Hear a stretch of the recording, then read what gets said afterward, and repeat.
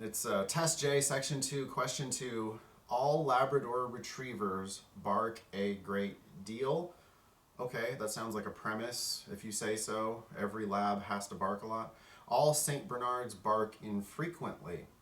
Um, this might seem obvious to you, but if all labs bark and no St. Bernard barks, that means that no lab is a St. Bernard, and it means that no St. Bernard is a lab.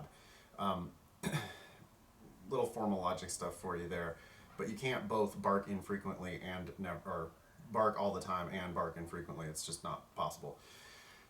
So we can infer that St. Bernards and labs can't be the same thing.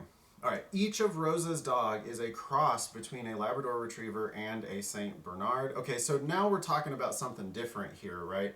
You can't be purely a lab and purely a St. Bernard at the same time, because then you would have to bark a lot and bark infrequently, which makes no sense. But can we have a cross between those two? Sure, we can. What about it now?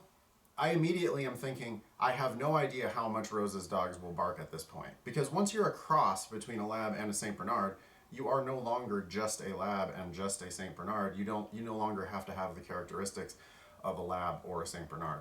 The conclusion of this argument says, therefore, Rosa's dogs are moderate barkers. And that's absurd. That's ridiculous logic. You don't just average out the qualities of two things when you blend them together. It's like saying coffee keeps you awake and melatonin puts you to sleep. So if you drink coffee with melatonin in it, you will be like halfway in between awake and asleep. Maybe that's true in real life, but it's certainly not logically proven. Right? We don't know that that has to be true. What did I see recently? Oh, Phil Mickelson is playing in a golf match with Charles Barkley as his partner. Phil Mickelson is a professional golfer. Charles Barkley is absolute trash at golf. But you don't get to say, therefore, their team is going to be like, okay. I mean, their team could be great or their team could be trash. I don't know which one of them is going to be the controlling factor in that golf match. Phil's pretty damn good. He could just carry Charles Barkley. Or Charles Barkley could be so terrible that he brings Phil down to his awful level. I don't know which one of those two things is going to happen. All right, so you see what type of thing would be the correct answer. This question is asking us to find flawed reasoning that matches the given argument. I jumped all over this argument about Rosa's dogs. I know for sure what the flaw is. That's step one. If you don't know why the argument about Rosa's dogs is flawed, then you have no chance going and trying to match the flaw. All right?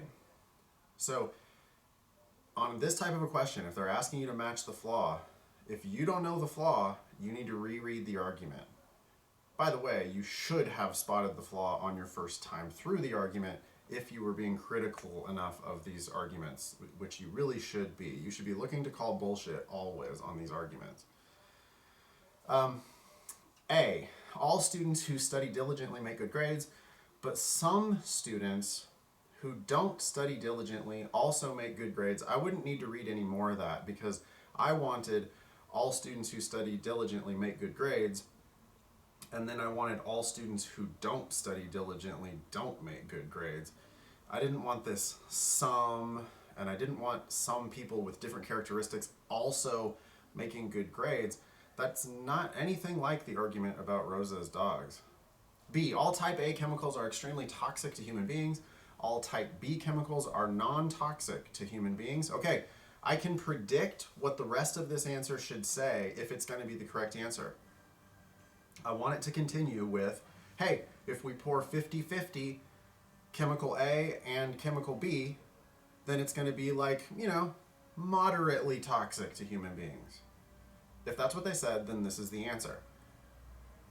It says, this household cleaner is a mixture of type A and type B, therefore it's moderately toxic. Perfect, that's exactly the answer. It would take me about 5 seconds to dismiss the rest of these wrong answers. Let's see.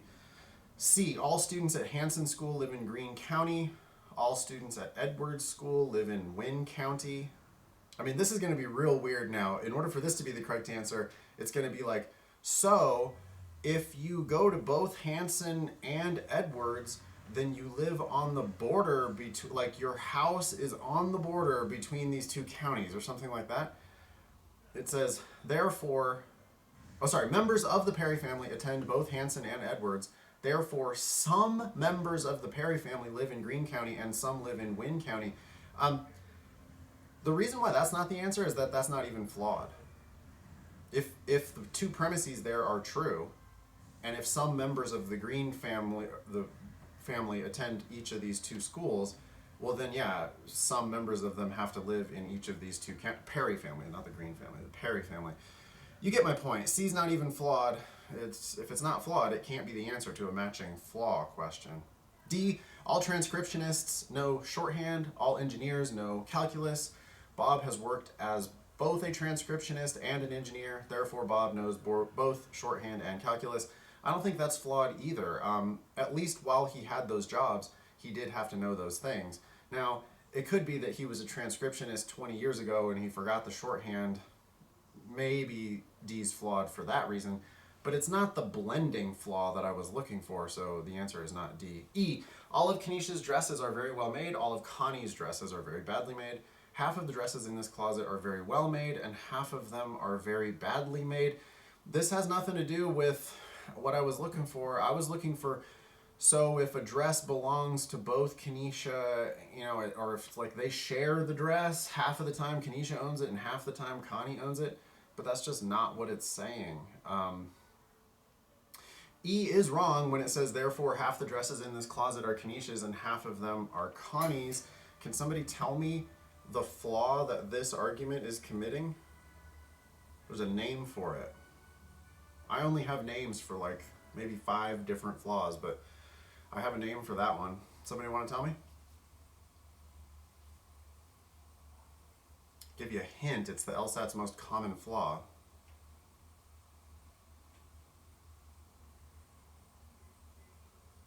Sufficient, necessary? Yeah, it's confusing, sufficient for necessary. Thanks, Lonnie. Thanks, Billy. Yeah, I get it. All of Kenesha's dresses are well made and all of Connie's dresses are very badly made. But just because a certain closet has half badly made and half well made does not mean that they have to belong to Connie and Kenesha. They could belong to literally any other human on the planet. Yeah, if it belongs to Kenesha, it has to be well made, but that does not mean that a well made dress belongs to Kenesha. That's confusing, sufficient for necessary. It's the LSAT's most common flaw. Wasn't the flaw I was looking for here, so it's really easy to dismiss E. The answer is B because it perfectly matches the flawed pattern of the given argument and it perfectly matches the prediction that I made as well.